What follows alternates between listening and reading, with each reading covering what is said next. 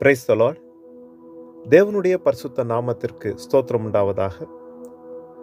தேவன் நம்மை அரவணைக்கிறார், நம்மை நேசிக்கிறார், ஒரு நாளும் கைவிடாமல் நம்மை பாதுகாக்கிறார். கர்த்தர் நம்மை ஆசீர்வதிப்பாராக.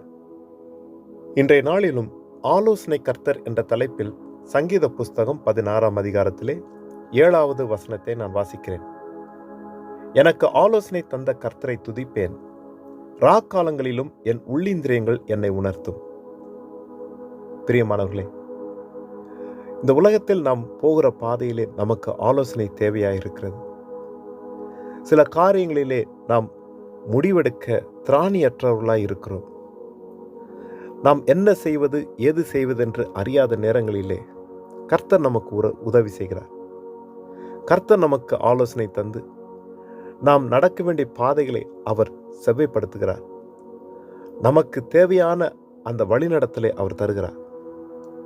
கர்த்தருடைய பிள்ளைகள் நாம் கர்த்தருடைய ஆலோசனையிலே நடக்கிறபடினாலே நமக்கு ஆசீர்வாதம். தன் ஜனங்களை அவர் திக்கற்றோர்களாய் விடாதபடிக்கு ஒவ்வொரு நாளும் நம்மை அவருடைய ஆவியானவருடைய பலத்தினாலே நிரப்பி எங்களுடைய நினைவுகள், சிந்தனைகள், யோசனைகள் எல்லாவற்றிலும் அவருடைய வழிநடத்தல் உண்டாயிருக்கும்படிக்கு அவர் அனுக்கிரகம் செய்கிறார். தேவனை நோக்கி அமர்ந்திருக்கிறவர்களுக்கு பாக்கியவான்கள்.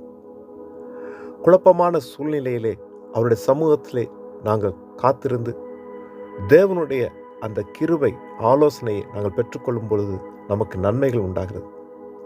கர்த்தருடைய ஆலோசனையில் நடக்கிறவர்கள் பாக்கியவான்கள். எந்த ஆலோசனையும் அங்கு கெட்டு போகும், ஆனால் கர்த்தருடைய ஆலோசனை நிலைத்து நிற்கும்.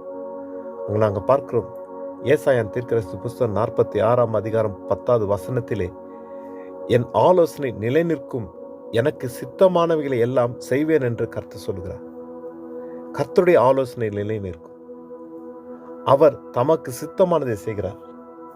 எந்த ஆலோசனை ஒளிந்து போகுங்க, எந்த ஆலோசனையும் அங்கு இந்த உலகத்தில் இல்லாமல் போகும், ஆனால் கர்த்தருடைய ஆலோசனை நிலைத்து நிற்கும்.